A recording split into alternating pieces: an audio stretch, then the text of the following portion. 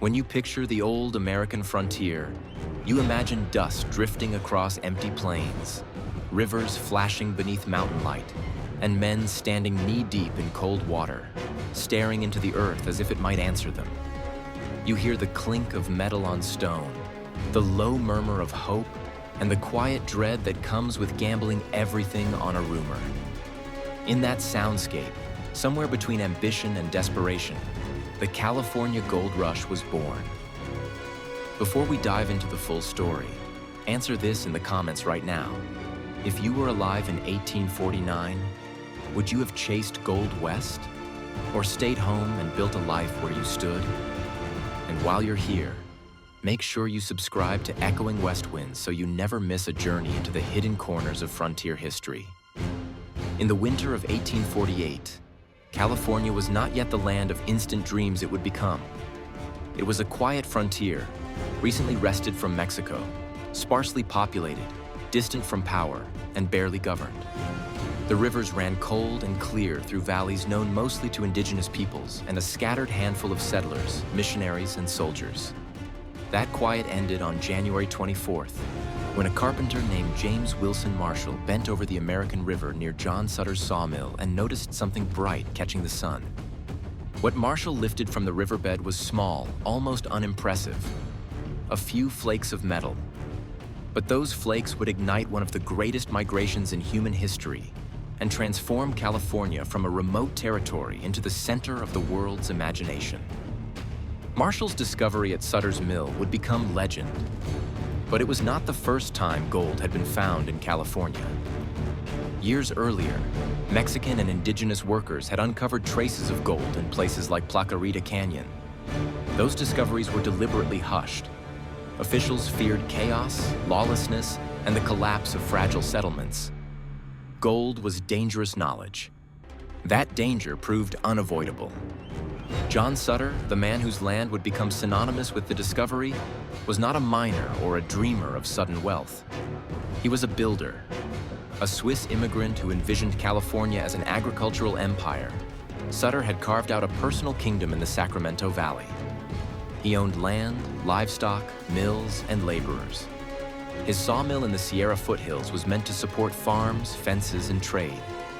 Gold threatened everything he had built. When Marshall brought his discovery to Sutter, both men understood the stakes immediately. They attempted secrecy. Workers were sworn to silence. Samples were hidden. But secrets cannot survive human nature, and certainly not greed. Gold spreads faster than fire. By the spring of 1848, whispers had reached San Francisco. At first, they were ignored. California had heard gold rumors before. Newspapers mentioned it in passing. Skeptics laughed. But when men began returning from the rivers with pouches of dust, disbelief turned to panic. Stores closed overnight. Ships were abandoned in the harbor.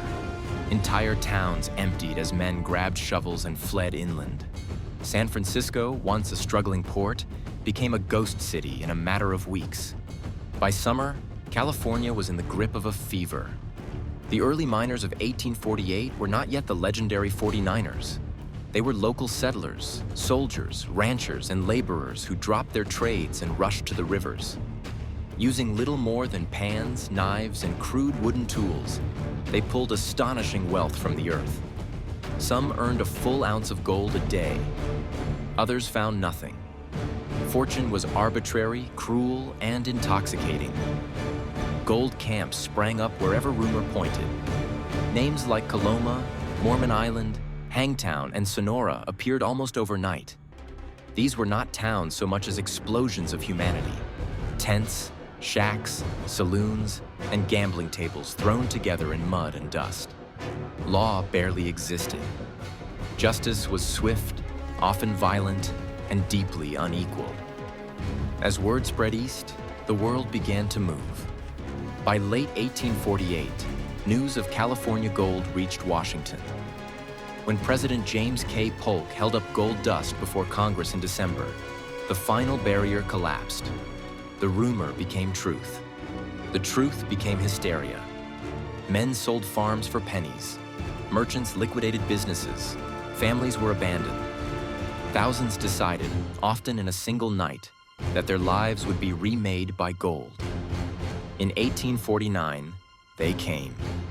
They came by sea, crowding onto ships around Cape Horn or gambling their lives through disease-ridden crossings of Panama and Nicaragua. They came by land, dragging wagons across deserts, plains, and mountains that killed thousands before California ever came into view. Cholera swept through camps. Animals collapsed. Wagons were abandoned. Graves lined the trails. If you think the gold rush was about wealth, understand this. For many, it was about survival. Those who reached California found a land already transformed. Rivers were choked with miners. Hills were torn open. Forests vanished. Prices were obscene. A shovel could cost a week's wages. A meal could cost an ounce of gold. And still, men dug. Pause here for a moment and answer this in the comments. Do you think the gold rush rewarded hard work or pure luck? Because what comes next will test that belief. The mining camps were societies unto themselves, overwhelmingly male, restless, violent. Egalitarian in theory, brutal in practice. Titles meant nothing. A lawyer might dig beside a farmer. A doctor might haul dirt. Partnerships formed and dissolved daily. Trust was fragile. Crime grew quickly. Theft was punished harshly. Vigilante justice replaced courts. Lynchings were common. Due process was rare. But order, in its own crude way, emerged. Miners wrote their own laws. Claims were marked by stakes or ditches. Rules were voted on in open meetings. Work had to be continuous, or claims were lost. These informal systems worked so well they spread across the West, shaping mining law for decades. But equality had limits. Mexican, Chilean, Chinese, and indigenous miners were increasingly targeted. Foreign miners' taxes drove thousands from the diggings. Violence and expulsions became routine. Entire communities were erased from the goldfields. Indigenous Californians suffered most of all: massacres, forced labor, land theft, and outright extermination. This was not collateral damage, it was policy. By the early 1850s, California funded militias to hunt native people. Laws legalized bonded servitude.